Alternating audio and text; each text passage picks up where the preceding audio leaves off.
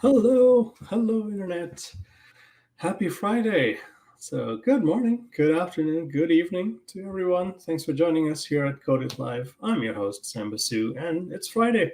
So, our one rule for Fridays is we're not sharing screens, we're not coding. We're just hanging out with the people that we love. And with me, I'm delighted to have my very good friend today, Heather Downing. How are you? Oh, I'm doing so well. How are you, Sam? We're hanging in there. So just before we went live, Heather and me have been talking about how's pandemic life and travel, and both of us love to travel, and so it's been interesting. And I see our good friends showing up in the chat room. Hello, Taylor and Code.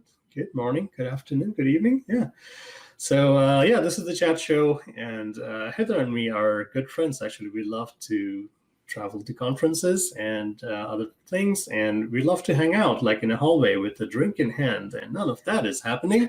No. But hopefully there is light at the end of the tunnel, but at least we get to hang out here on the internet, right? So Heather, thank you for taking the time to join this morning. I know you're probably an hour behind me, so still early morning for you, but thank you for taking the time. All right, so Heather, tell us about yourself. Who are you? Isn't that the question? Is that the question? Hi. Well, for those who don't know me, I'm Heather Downing. I live in Kansas City, Missouri, on the Missouri side, not the Kansas side. Home of the Kansas City Chiefs, who almost won the Super Bowl, did not at all almost win the Super Bowl, but did last year. So, we are definitely the land of get up and try again. And so I've loved living here. The tech community is really cool here. I've been in .NET for about 10 years. I can't believe I'm saying that now.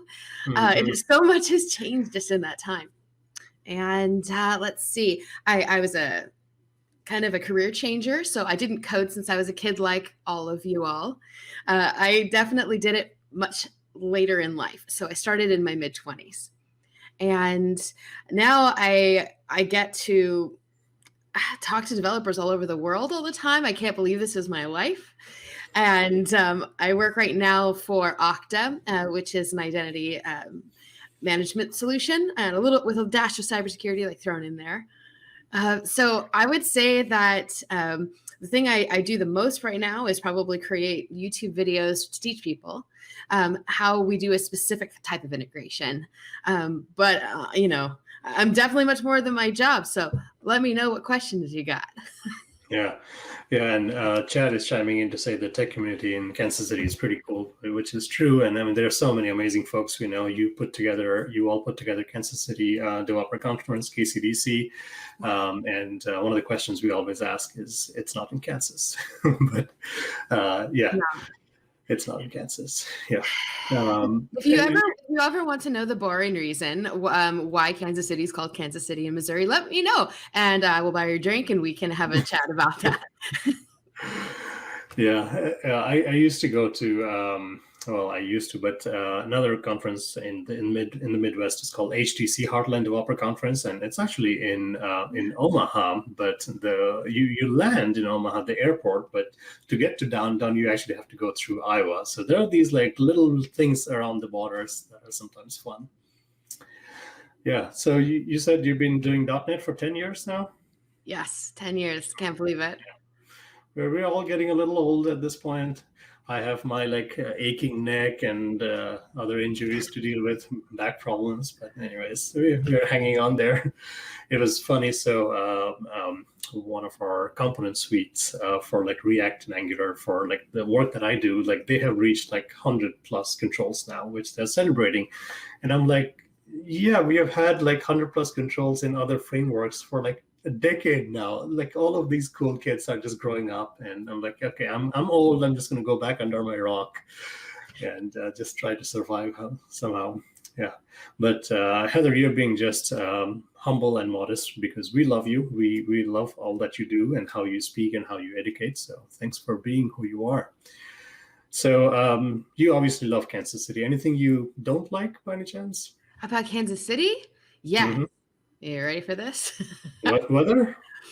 No, it's not that. Actually, we are the conglomeration of all the weather patterns, which is why if you've ever heard of Wizard of Oz, she was in Kansas, which is right next door to Kansas City, but we get the same kind of weather here. So that means that the cold and the hot all mix together and we get tornadoes. I actually love tornadoes, but what I don't like about the weather here is that we get ice storms. So it's a lot different than snow.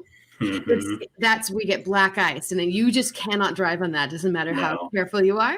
So since we don't have a very good like public transportation system here, you pretty much have to own a car in the Midwest. So because of that, I'm not a fan of ice storms. Those are the moments that I wish we were just a little farther north, so we just got powder snow and not the ice storms that weigh all the trees down.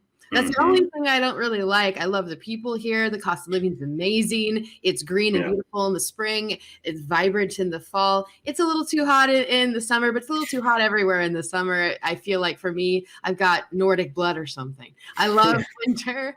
That's my speaking of tornadoes, I think there were a few yesterday. So I hope folks are safe. And summers can be a little brutal. And speaking of our good friends, another troublemaker is just lurking. Hello, Burner. Hey, Chris, how are you doing? Yeah, we're all just. But it's not. It never lasts very long. We have seasons. It's not like, hey, it's just brutal for 7-8 months. No, it's really just like 2. That's it, and then it moves on. I'm on my second coffee as well, so I'm good as well. But here with Chris. Well, KCBC is moving. The time frame we're doing it is moving, so hopefully it'll start getting a little better. We'll see how it goes. There was one year, and Chat's referring to this. I think there was one year where I think the AC was broken during KCDC, and it was actually warmer inside than it was outside. That was a fun time. There's nothing that you can really do anything about it. Yeah, 2 years ago. And ice is bad. Like we get a lot of snow up here, but snow, I mean, if you have the right machinery, it's easy to deal with. Ice, not so much. It's really hard. Yeah. No, it is. Thank goodness, Sam. I think the last time that I saw you was in Bulgaria, right? Yeah. In person, anyway. You guys were very generous and asked me to come and give a keynote at your conference, which was awesome. And Chris was there too, and we loved having you there. So that was great. One of my favorite pictures that I started using internally at Octa, I took on a mountain overlooking Sofia. Yes. So like that has become like my new picture with all of the yellow trees behind me. Yeah, and we need to get Chad out there sometime too. Chad, if you're listening. Yes. So we see what you do now, but you mentioned like you kind of switched careers in the 20s. Like, how did you start your career? Oh, wow. So how did I start it? Meaning once I decided to start it, or how did I decide what to do it? Education in? Oh, well, I went to a boot camp, but back in my day, over a decade ago, boot camps usually were giving out specific certificates. And in this case, this boot camp had partnered with Microsoft. So, I mean, I could have landed anywhere. I could have gone to an Oracle boot camp, I mean, but I went to one, I went to one that happened to give out Microsoft Certified Professional in Application Development certifications. And so that means that we would go through about 6 months of studying and building things. And then we'd have to do 3 things. We'd have to go through 2 different tests, like the official, Microsoft tests where everybody's nervous and it's timed and you have to go to official test center to do it. And then we had to give a presentation, and they would invite people who were looking to hire junior developers to our presentation so they could kind of see kind of like a class project, but individual, Yeah. So that's how I got into it and stumbled into C# land. And now my teacher who taught me what a data type was, what a bool was, what, all these were, he's now working for Twilio as one of their lead developer advocates. And he literally taught me the basics of what programming is. And do you happen to know him? Like Eric Reed. So he's awesome. Yeah. Yeah, he was my teacher. I knew nothing. I was coming from hotel world. I was in hospitality management for a long time. Yeah, boot camps are great because like it's so like concise, and you learn what you need to, and you start. So I like that, and this is one of the best things about our industry. Like as long as you can think straight, you can think logically, you're golden. and you need to have that strive to keep on learning all throughout your life. Yeah. I think now is a much better time to get into programming than even when I started. And from what I understand, talking to some of the people who've been around for a long time doing programming, that when I started, it was even better because before there weren't boot camps. It was just you got a college degree and that was it. Now it's interesting because a lot of businesses are desperately looking for help, but they don't want to wait 4 years to go do this. And it's kind of a controversial subject. Right. So it didn't used to be, and now it's become one. Do I have holes in my learning? Absolutely. But I would argue that the holes that were in what I learned because I didn't have 4 years to learn it are now obsolete holes that I don't really care about. Not all of them. If I was going into rocketry, I probably would want to go and do some formal studying and have an actual degree. I said, but everything's happening so quickly now that a lot of the major companies have dropped their degree requirements, and some people think that's a good thing. Some people think it's a bad thing because that means that people who have, don't have this plethora of knowledge from college might possibly make decisions for a big company. But I don't think this is how it works. I think the proof is in the pudding. We can't really fake what we do. We either turn in code that works or we don't. And it either scales or it doesn't. And so once you kind of take away that stigma, that it's a lot easier to find the right individuals, I guess is what I'm trying to get to. There's definitely good individuals that went to college and there's good individuals that went to boot camps, but there's a lot of people who are either lazy or they really don't care. And it doesn't matter how many degrees they have. They're just not going to give you what you want as a company. Yeah.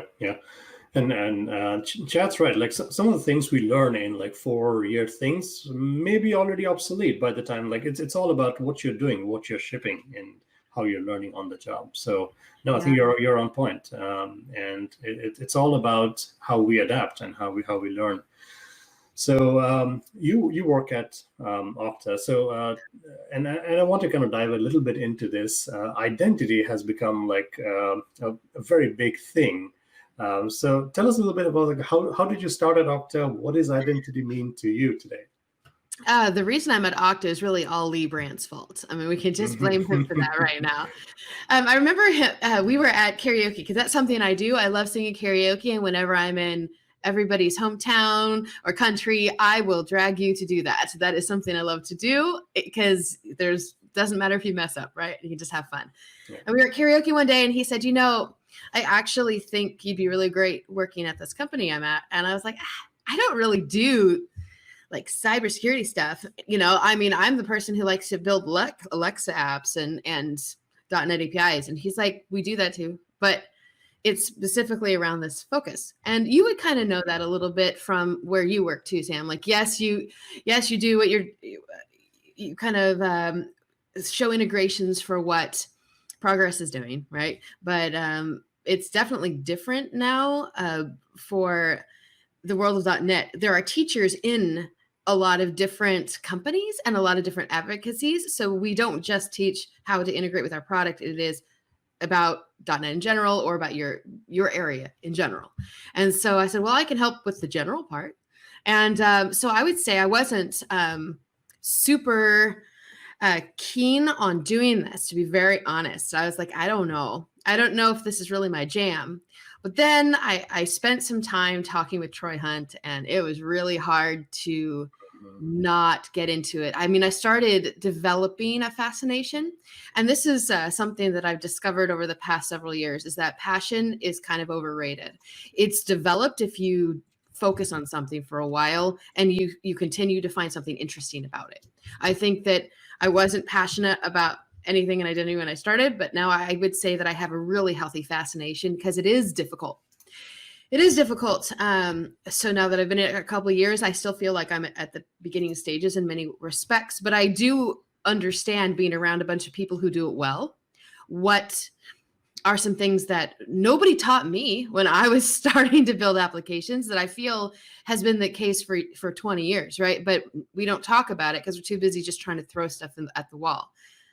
Mark Zuckerberg famously said, let's just, move fast and break things. And that's exactly what we do in tech, man. We just throw things at the wall. But something you can't really throw at the wall is people's privacy and their data. dude, you do that, people won't trust you ever again. And so because of that, it's kind of like doing the right thing the first time approach. It's higher stakes, which is kind of interesting. And I would rather not build that. And so I'm happy that Octa exists. I'm happy that I used Azure AD, I used Auth0, I've used several before, and I can tell you rolling my own auth absolutely sucks. And I have done it before, and I won't do it anymore. And I'm glad that Octa exists for that reason. So when it comes to trying to keep up with just the latest security hack that happened, do you really want to be the one patching that all the time? Maybe you are. You can be that person who's in love with doing that. But if you get hit by a bus, your company is going to feel that pain, not just you feeling the physical pain, but like your company will feel the pain of trying to place you with somebody who knew what the heck spaghetti code you did with all of your security stuff. And it's just, I don't think it's wise anymore to just invent that.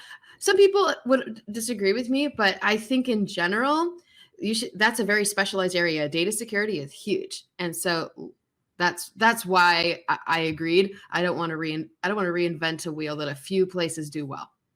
Yeah, and I'm glad you mentioned Troy, because like Troy Hunt was one of those like early folks who came from a strong developer background, but was invested in security and identity. And I remember like Have I Been Pwned, like when he had initially launched it and how it got super popular. And now, I mean, he's running it on like so much of Azure horsepower to get things going. But and traditionally, like we developers, like you said, like we are just so used to like shipping stuff, right? And we tend to shy away from identity. We tend to shy away from DevOps, but those are things that are now coming much, much closer to us. It's like a tighter loop, and we need to understand these things.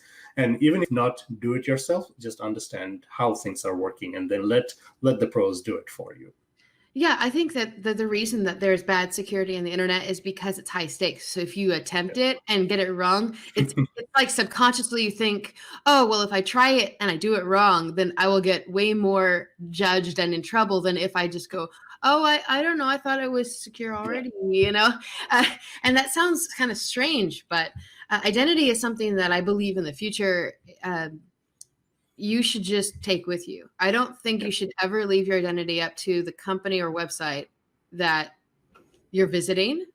I don't think that makes sense. I think we started that a little bit with login with Google or login with Facebook or login with, and that makes sense. But I think ultimately in the future, it'll just be, you'll just have one and you control what essential information you update, what you allow. I think that will happen in the future, just like your fingerprint, just like your social security number if you're in the US or ID. I think that is going to be tied. Whereas right now, different companies have different profiles on you, and profile meaning an actual ID associated with you. And I think that'll change. But probably here in the next 5 years, I think we'll see that come to light more.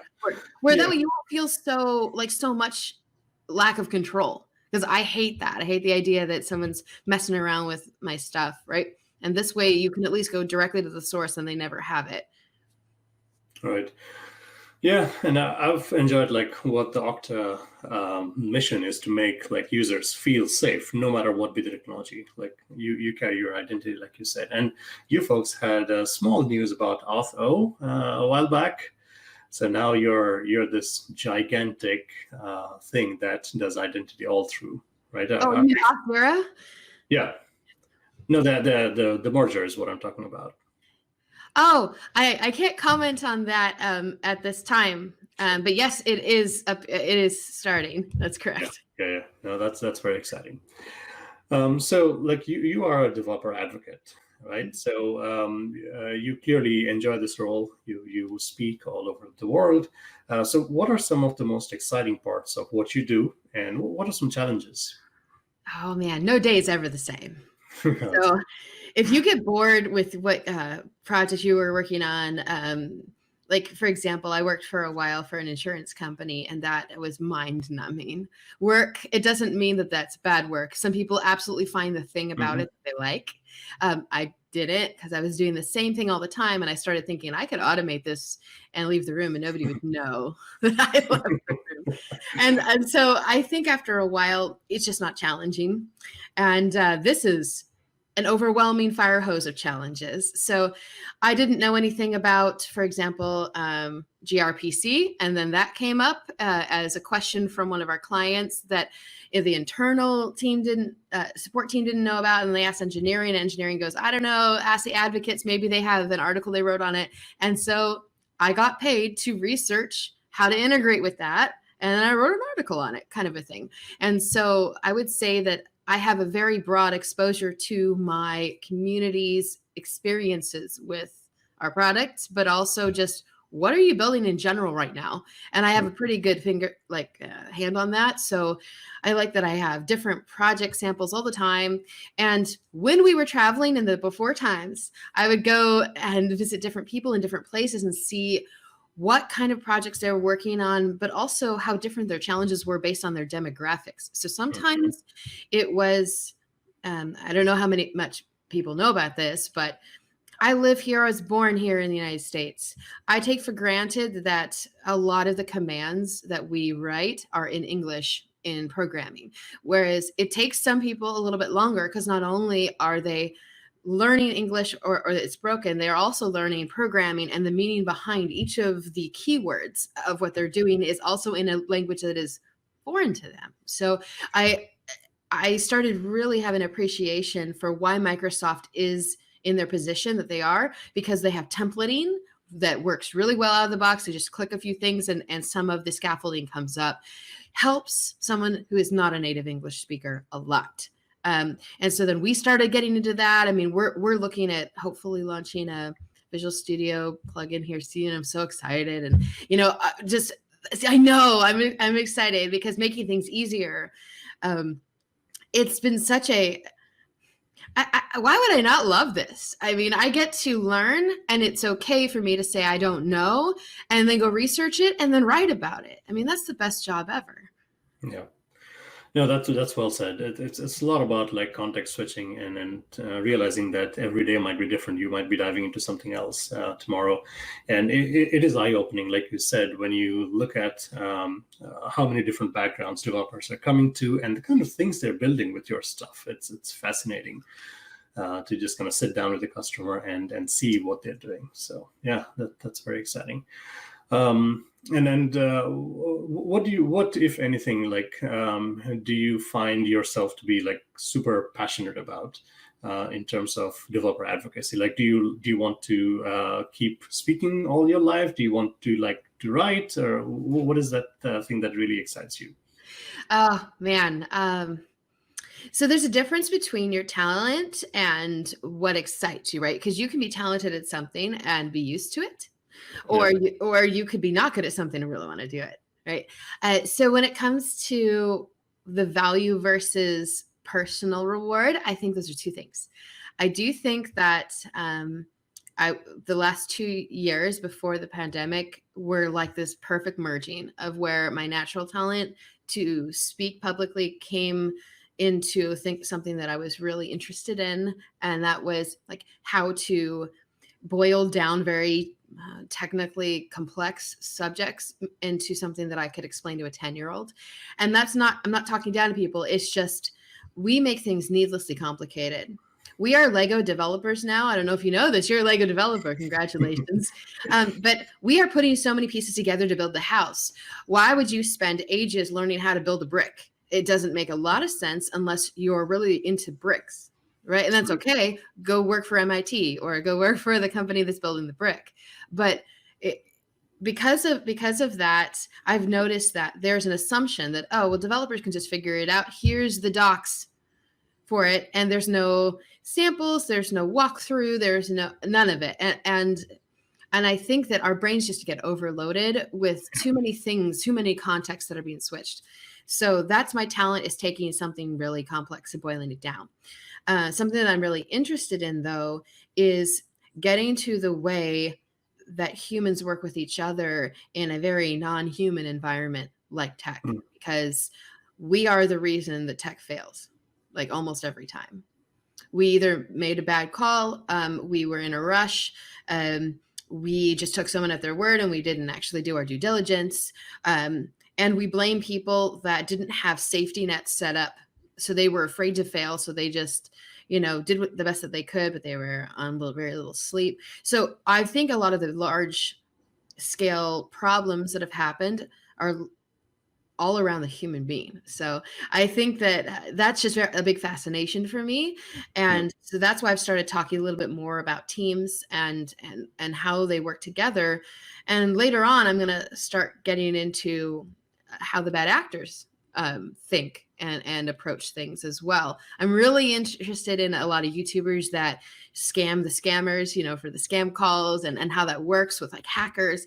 And I think there's just so much psychology behind what we do that there's a lot that we can learn as developers about how to just interact with human beings to make our job either easier or just more effective. And it's not just fluffy TED Talk stuff. It really is the difference between whether or not you're going to get burnt out. And I think we have such a danger. We have all these jobs that are increasing exponentially over the next 10 to 20 years. And yet the average developer gets burnt out in 4 to 7. And that's terrible. That's all that time and dedication and experience. And then it repeats. So let's say you get over the burnout and they continue because, you have student loans or a family and you need to get over it.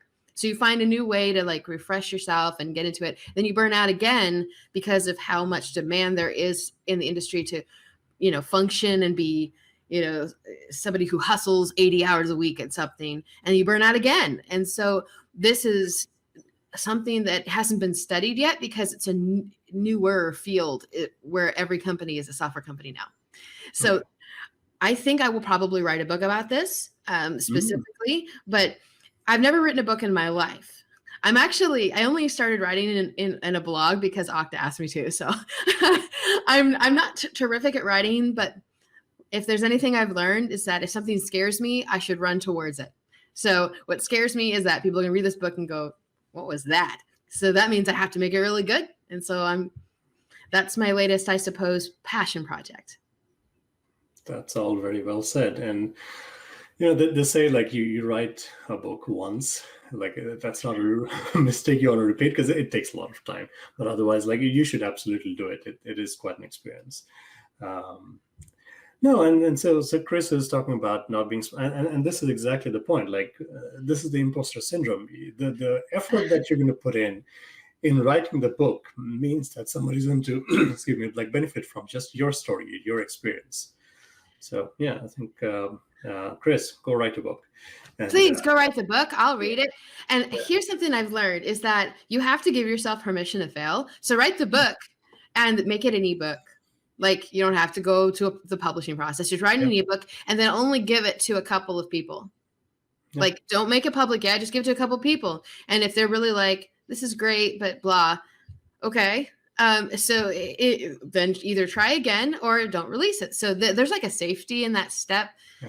And I decided I don't have to make it long. I'm going to make it like Dr. Seuss short, very, very short book. Here's a 20-page book that I'm going to do. And then maybe it'll grow into something more. So I feel like when I think about books, I think 200 plus pages and it's of like size 12 font, right? And it just emotionally, I go, that's so much work. Can you just talk to me at a conference and get all this information there? Yes, but there's a lot of people who that's how they learn. People learn in different ways. Yeah. Yeah, and I don't learn that way. I am a YouTube person. I like shorter videos, less than 30 minutes if I can. Depends. I like watching Twitch streams where it just feels like I'm in the living room with a friend. Those are great.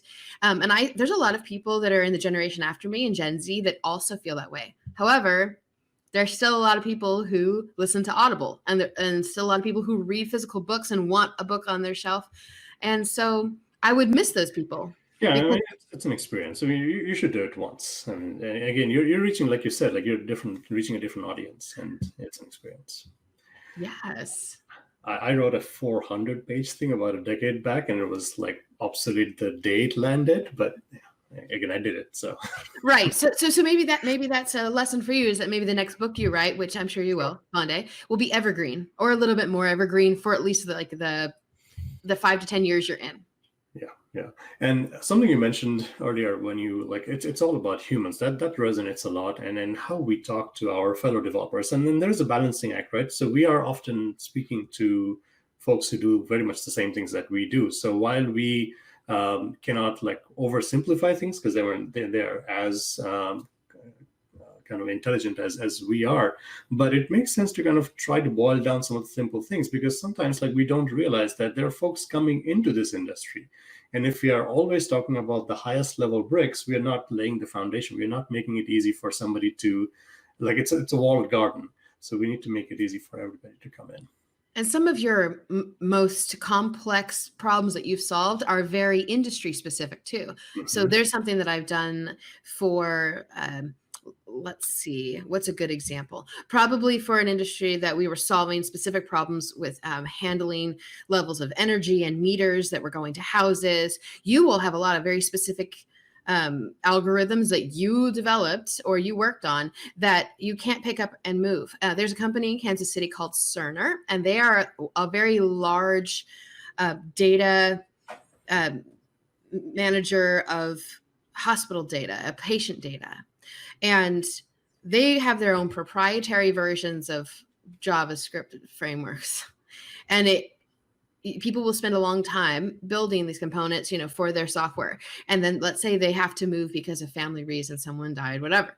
And they pick up and leave. And they've had 10 years experience working at Cerner, and they haven't touched any sort of vanilla JavaScript, React, nothing the entire time. So it's almost unemployable. And that's really difficult, right? Because that means that they have to start from a much more basic place when it comes to that. And so never assume that somebody who's been in this industry for 20 years just will be okay with reading your documentation in a day and then integrate it. So why make people feel stupid? Stop making, yes, that's my plea. If you are a developer of a library, a product, stop making developers feel stupid when they look at your stuff.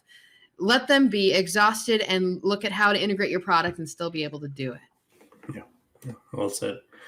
So speaking of technologies, like what's something that really cool that you've seen in the last few months? So what excites you about technology? So much. Oh my gosh.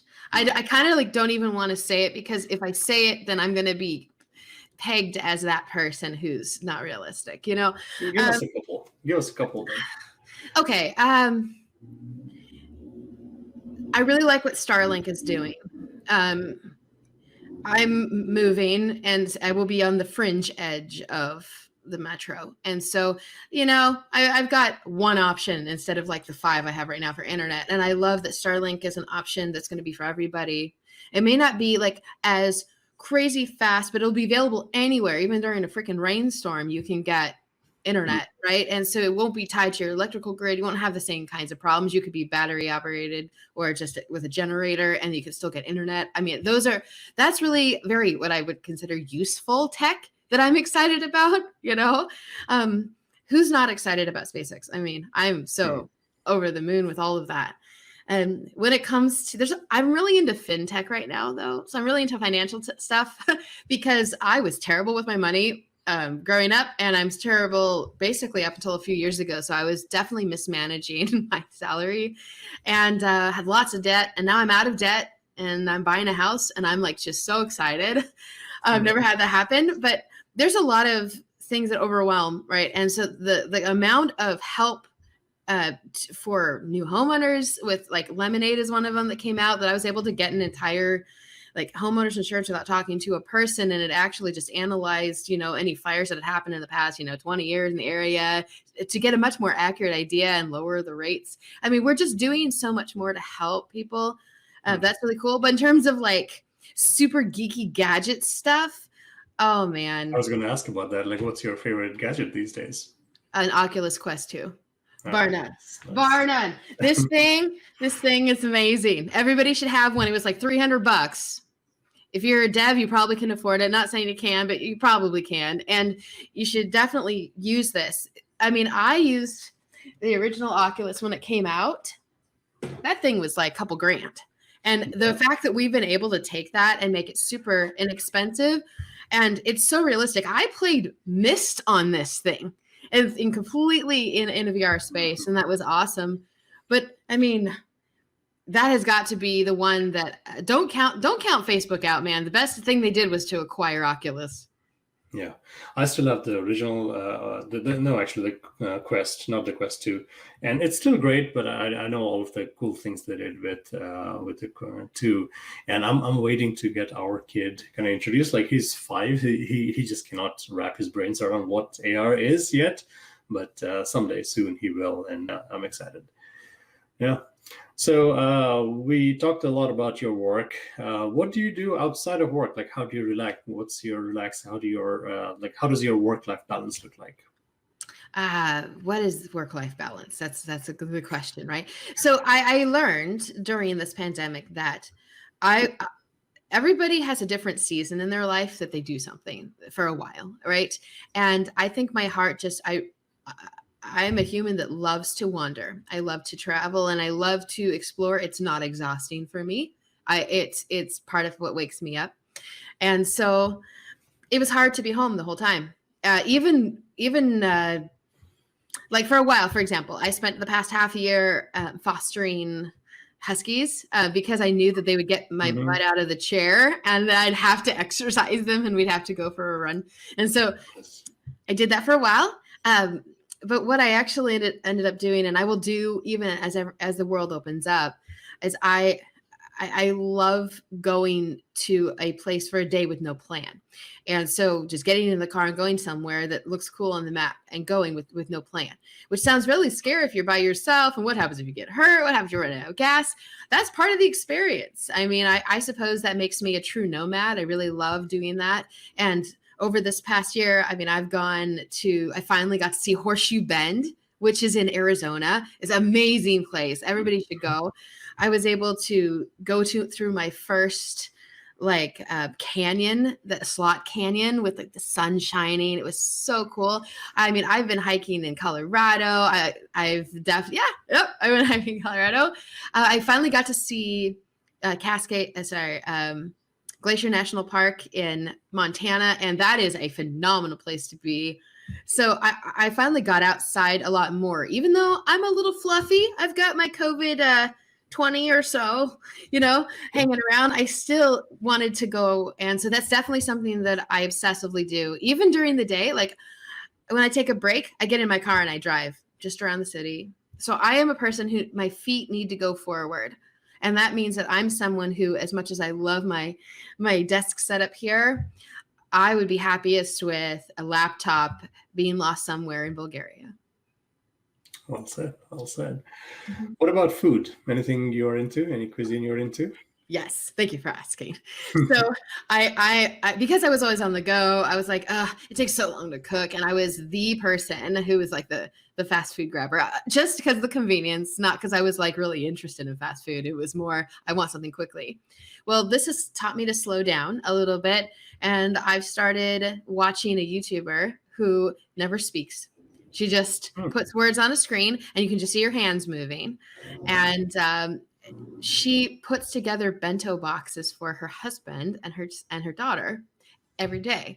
And I've just started gathering some things. So right now I'm really interested in like how to make chicken katsu and fried rice. And then I've learned how to roll some things. And so right now I just love the idea behind, even if it's just for you and you're just going to eat it later in a few hours, just making something nice for you. And it doesn't have to cost a lot. Like a lot of the recipes she has are very inexpensive.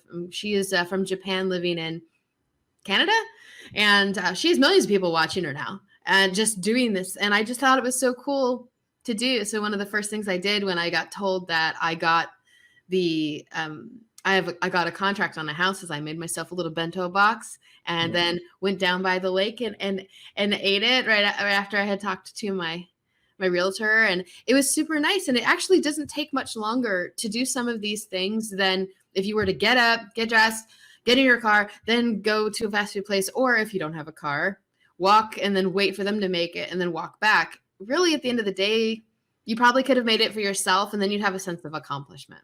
And you're choosing what you like, you're making it your way. So yeah. So that's my thing right now, is that I'm all interested in different kinds of, not just Asian cuisine. It's just, I like the idea of making a bento box because it's portion control first, but it's also pretty. And I take a picture of that, and that's Yeah, why not? And then YouTube is such an art. Like I'm in awe of folks who do it like so well. And then you just have to find your niche, and the production quality needs to be top notch. But it's such an amazing field to be in. Cool. So this may be a trick question, or maybe not, because like since you are since you travel so much, like if you had $1 million right now to spend, what would you do? wow. On myself or other people?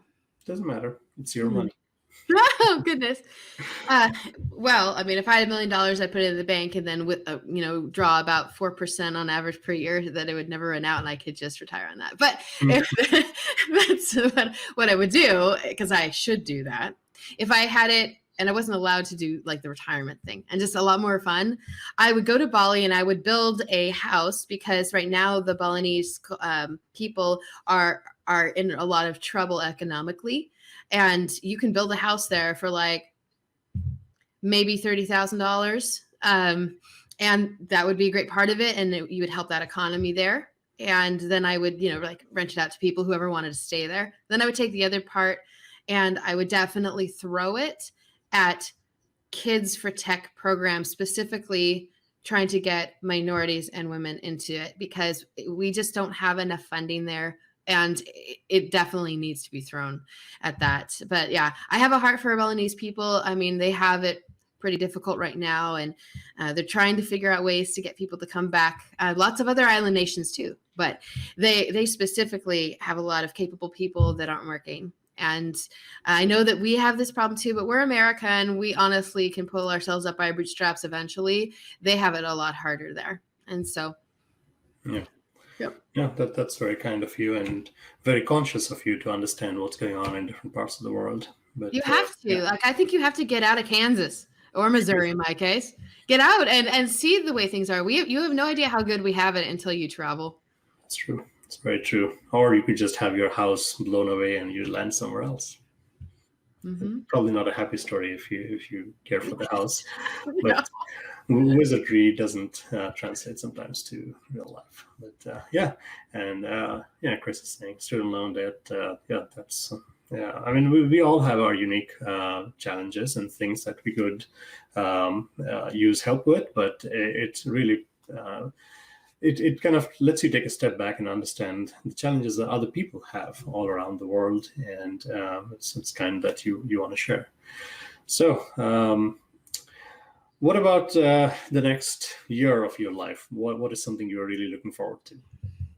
I'm looking forward to finding my purpose. And that's a real big one. And I've been doing it for a while, but I think this is going to be the time. And it's hard because I had asked a question on my Facebook earlier, like, what value do you provide society? And I think that's different than your purpose. So your value might be that you work at a factory and you produce something. For example, the most purchased car in America is the Ford F-150, and it's built in Kansas City. So, there's lots of people who work at that factory, either in the assembly line or whatever, and that is part of the value they provide that echoes. But what is their purpose in life? Is their purpose to work for Ford? No, their purpose is what? Maybe it's the way they treat their people when they're there. And I'm trying to figure out, what is my purpose, like, so that I'm not just consuming air and resources. I'm actually part of something that will linger after I die. And maybe that sounds a little ridiculous, but I kind of want to make sure that I had a purpose while I was on this planet. And so that will be the thing I look for. I think that the work-life balance thing that you mentioned before is real tough, because that is not a objective topic, I think. I think it's one of those situations where some people will tell you that there is no such thing as work-life balance and you have to be in love with your work. Work is a season. So what you're doing now may be different in 10 years. And that's okay. And in fact, sometimes it's preferable. I think when it comes to work-life balance, I think it will be easier to find a balance if you actually enjoy your work, because then it won't feel like it's draining for the rest of your time. And I do think you should spend just as much time with your family as you do with your coworkers. So that's my work-life balance thing. And not everybody agrees with me, and that's okay. But when it comes with like what I'm going to do about that purpose goal is that I've decided I'm going to do a project this year, and it's called the Joy Project. So you probably know somebody that just always seems to be in a freaking good mood and just, or really just doesn't matter their situation. They just have that presence about them. And I want to interview these people as to what makes them feel fulfilled, that they are just this way, regardless of their situation. And so that's something I'm really looking forward to. It has been something that's been on my shoulder for a while. And I think that's part of how I'm going to find how I also fit into this purpose puzzle. Wow, well said, well said. There's nothing else to be said beyond these set of parting thoughts. So I do hope you find your purpose, and it's amazing that you're wanting to find that purpose in the first place. So Heather, we love you. We love all that you do, and just keep being you, keep being awesome. And chat room, Chris and Chad and everybody else, thank you for tuning in. Chad, no, hang on. I thought you said something about, so once this pandemic, I think there's light at the end of the tunnel. Let's talk more so we can kind of have more of these conversations in person, so we can get together more in person. So at least we found a little time where we sit down with a drink and we chat with somebody we enjoy working with or see around. So Heather, thank you for taking the time. I know you're super busy, but thanks for taking the time to do this. Anytime. Thank you, Sam. And you are missed too. So let's make sure that once we're both vaccinated and we're allowed to be out in the world, let's make time, make priority to get together in person. Absolutely. Yeah, so like Chris said, catch you on the flip. I think that's it for this show. Let me see. I don't think we have anything coming up today, but tomorrow is Saturday, so this is Friday. So yeah, I'm lost in the number of days here. You're already in your mind. You're in another part of the world. I am already. Yeah. And a lot of folks are getting their vaccines, which is exciting. So got my first one. There you go, light at the end of the tunnel. So here's to a better world where we are free to do the things we do. And thank you, Heather. And we shall see you all on the next stream. Okay, until then, stay productive, stay healthy, and be happy. All right, that's it from us, and bye-bye. Bye.